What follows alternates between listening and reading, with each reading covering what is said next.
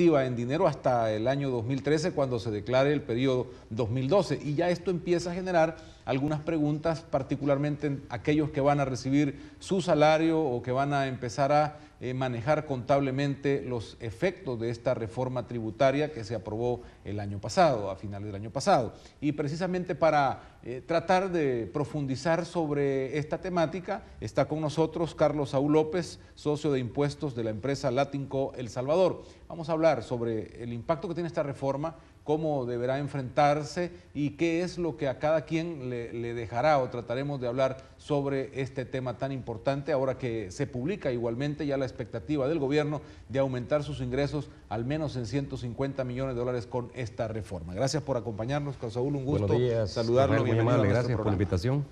Esta reforma entonces ya está en marcha, tenemos que comenzar a mover los papeles a partir de este mes de enero. Sí, efectivamente, la ley entra en vigencia a partir del 1 de enero del 2012 y obviamente los efectos de esta reforma van a ser hacia las personas naturales como contribuyentes y también evidentemente para ciertos ajustes a las personas jurídicas, principalmente en lo que se refiere al cambio de tasas impositivas. ¿La gente va a pagar menos? ¿Cómo es que hay que leer esta reforma realmente? Porque se ha dicho de todo. Por un lado dicen esto trae costos y por otro lado dicen no, esto va a mejorarle a la gente. Yo creo que aquí hay que enfocarlo desde dos puntos de vista. Primero, los argumentos que la administración tributaria usó para hacer la reforma.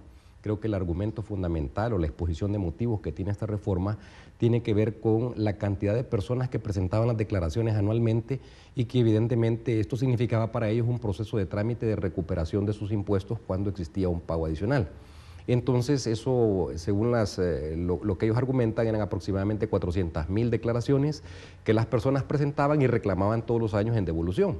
Entonces se supone que con el proceso de reestructuración de las tasas, la cantidad de personas que en esta oportunidad pudieran hacer reclamos de impuestos o pudieran presentar las declaraciones debería ser sustancialmente menos.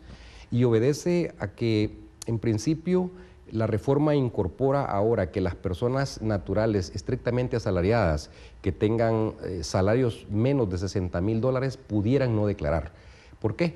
Porque las tablas de retención de impuestos sobre la renta han sido ajustadas de tal suerte que al final del ejercicio, las personas, el impuesto que ha sido objeto de retención sea equivalente al impuesto que debieran haber pagado.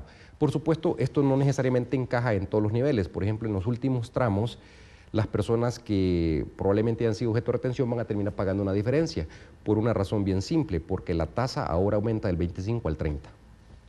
Pero cuando usted dice podrían no hacer declaración, ¿es que eso queda abierto? Lo que sucede, lo que sucede es que en el ámbito de la declaración hay personas que tienen lo que se llama ingresos estrictamente por salarios y hay personas que tienen ingresos por rentas diversas. De tal suerte entonces que estas personas que tienen rentas diversas sí se van a ver en la necesidad de declarar. ¿Por qué? Porque ellos tienen que incorporar los ingresos de salario más otro tipo de ingresos que pudieran tener. Entonces en esto también significa que ellos deben incorporar también sus costos a sus declaraciones. Y de ser así entonces estos sí necesariamente tienen que declarar. Porque el pago a cuenta es diferente, porque hayan efectuado retenciones por los servicios que han dado. Si fueran asalariados pudieron haber sido objeto de retención. Si tuvieran negocio tienen que declarar las rentas generadas en el negocio. Entonces, eso, renta diversa, significa entonces que sí se van a ver en la necesidad de declarar. A ver, regresemos un poco para tal vez tenerlo más claro. Las personas naturales asalariadas, hay una parte que ya no van no solo no a declarar, sino precisamente a no tener ninguna retención de renta. Ese es un primer... No. La retención siempre existe. La retención efectivamente debe existir sobre la base de las tablas de retención. Lo que estamos diciendo es el proceso de liquidación y presentación de declaración. Pero los que ganan menos de 500 o hasta $500 no van a tener pago de renta. No, ahorita quedó hasta, la base es $571 aproximadamente, 574. Ese monto, abajo de ese monto, estas personas no van a tener retención alguna. ¿Por qué? Porque ahora se ha incrementado la base exenta. ¿Tampoco tienen que declarar? Tampoco tienen que declarar. Ok, de 500 en adelante hasta... Van a ser objeto de retención, existen de ahí 4 tramos o 3 tramos más, donde se les va reteniendo el 10% más una base. Eso es hasta $6,000 de salario. Eso es hasta $60,000 de salario que una persona pudiera no declarar. En el año, que pudiera no declarar. ¿Por qué? Porque la nueva, llamémosle reforma, incorpora una nueva estructura de tasas de retención de impuestos e incorpora quizás lo novedoso dentro de esta reforma, 2 nuevas tablas. A estas personas les van a retener, pero no tienen que declarar. No necesariamente van a tener que declarar. Es donde usted dice el impuesto que le retengan será igual al impuesto que tenía que pagar. Sí, por una razón, porque ahora se han incorporado 2 tablas de recálculo. Una tabla de recálculo que va a tener un efecto en el mes de junio y otra en el mes de diciembre. O sea que las compañías ahora van a poder, digamos, efectuar las retenciones mensualmente, como siempre se ha hecho, quincenal o semanalmente, pero en el mes de junio van a tomar todas las rentas de los meses anteriores y van a recalcular y ajustan, y lo mismo sucede en diciembre. Van a hacer un nuevo recálculo de los ingresos recibidos en el año y ajustan el impuesto si hay que retenerle menos o hay que retenerle más.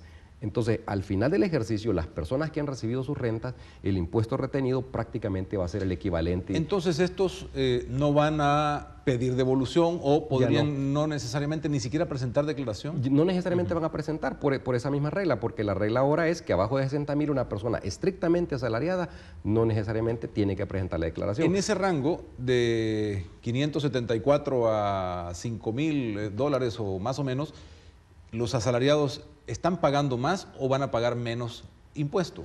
Están pagando prácticamente lo mismo, excepto el primer tramo, porque el primer tramo antes comenzaba la retención a partir de $330 aproximadamente. Ahora ese tramo sube a 471. Ese es el tramo que ha sido beneficiado, que es como la mayoría de las personas, que normalmente son las personas que tienen un salario mínimo y medio, o personas que tienen salario mínimo más comisiones, etcétera, etcétera, que ganan.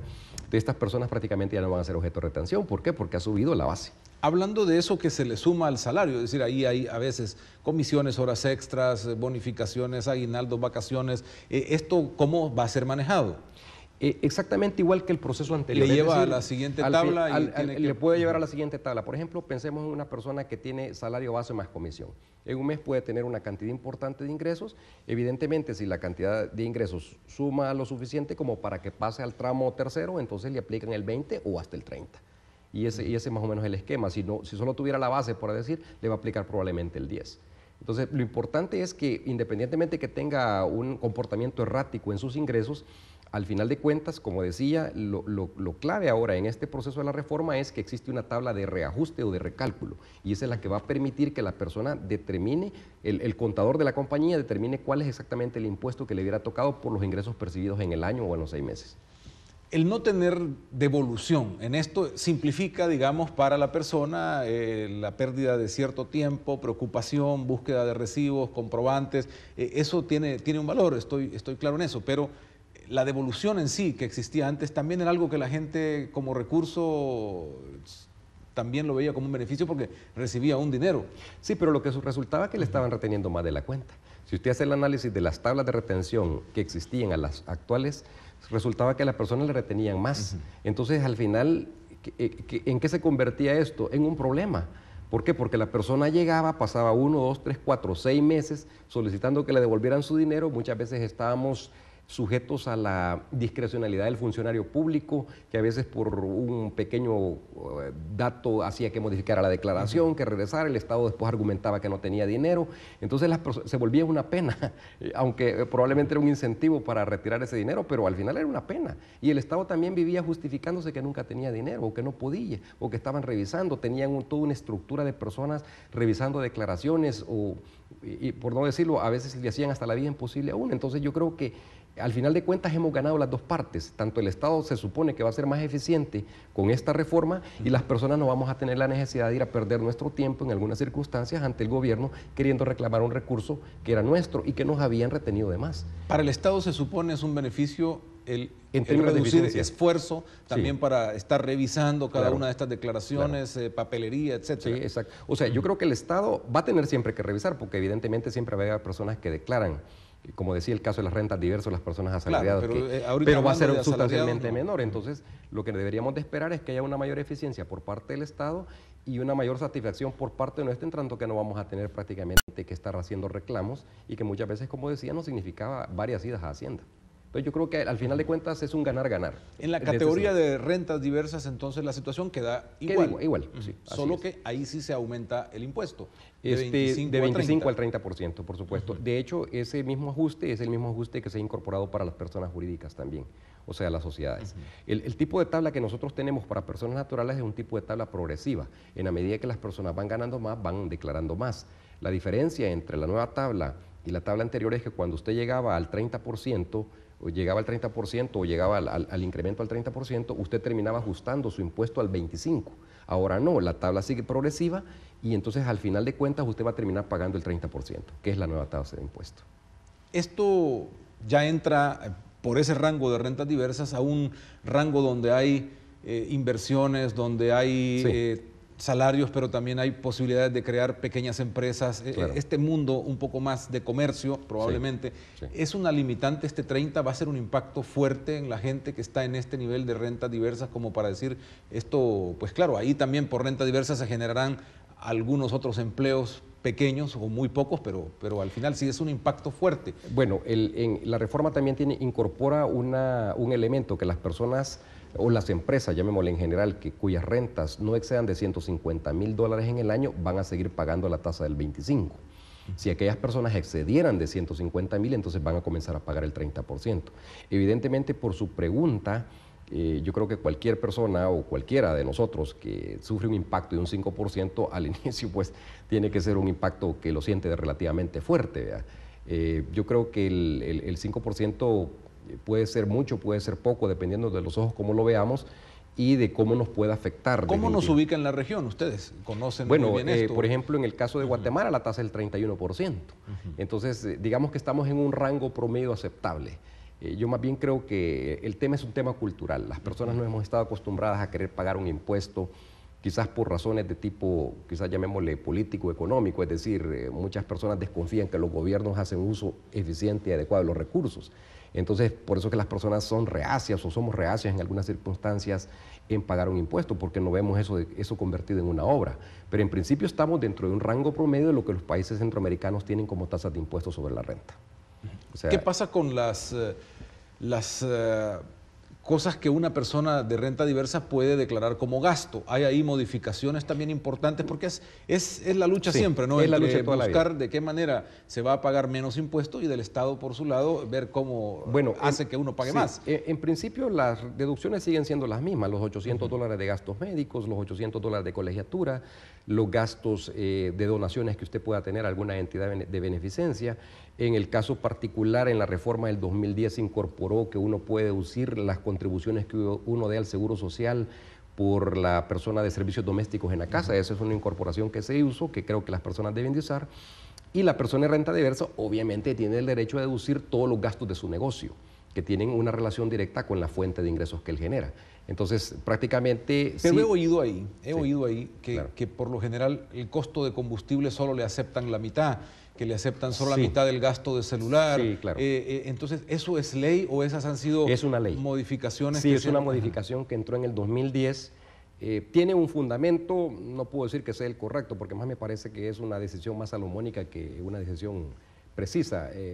Parten del supuesto de que una persona, por ejemplo, utiliza su vehículo la mitad de su tiempo para su negocio y la mitad para sus cosas personales, lo cual no necesariamente es cierto. ¿Por qué? Porque una empresa puede trabajar en horarios mucho mayores del medio tiempo y quiere decir que la actividad de sus vehículos, sus activos, los pone a disposición de su negocio.